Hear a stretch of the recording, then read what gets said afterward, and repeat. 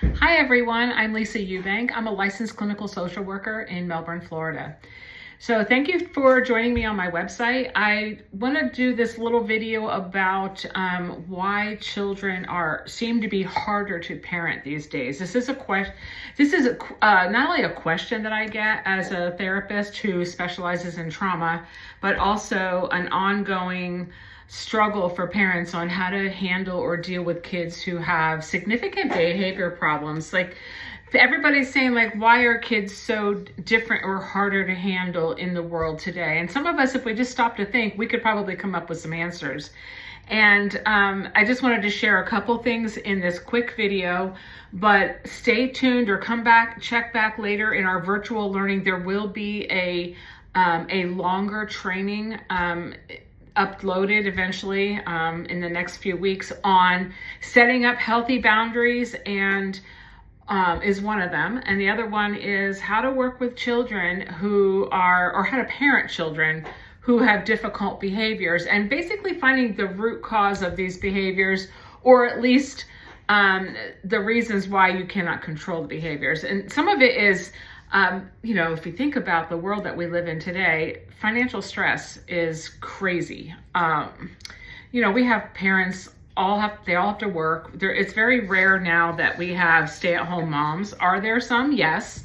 But there's other things that are creating issues with the children, even with stay-at-home moms. But right now I would say, with both parents working, everybody's tired, that kind of rolls down or trickles down into the children when you're worn out, and it's very hard to come home from work and manage those behaviors. Kids are stressed out these days because of the school expectations, the things that they're expecting children to know at young ages, the lack of playtime and recess, the inability for the kids to be able to just be themselves and just be children. Children learn better with a lot of play, a lot of outdoor play, and a lot of being silly and loud, and schools just don't allow that. So the expectations are creating very anxious children, which in your world as a parent may look like a kid who's disrespectful or angry or dysregulated. And by the time they get home with you, after they held themselves together, hopefully at school all day, you get the ugly end of that stick. So school expectations are definitely overdone these days and way too much for our children. Lack of healthy boundaries. Like I said, I'm going to be doing a training that's going to be in our virtual trainings, virtual learning tab, I believe it's called. So it'll be how to set up healthy boundaries with your kids and kind of stick with them so that they feel safe, you feel safe, and everybody in the house is thriving, and it kind of alleviates a lot of the stressors that we go through as parents, because there has to be some type of healthy boundaries, or basically every day is just kind of like a nuclear explosion, so to speak, and everybody's just battling to survive. And we want to live and we want to thrive. And that can be done even with the other stressors, even with working and school. If we have healthy boundaries, we can kind of alleviate a lot of that stuff. Unhealthy communication. When I work with families, whether their children are biological children, foster children, adopted children, a lot of the issues that we have with the children and their behaviors is unhealthy communication. Just the way parents communicate with their children, you may not even realize you're doing it. And many times it comes from how we were communicated to by our parents.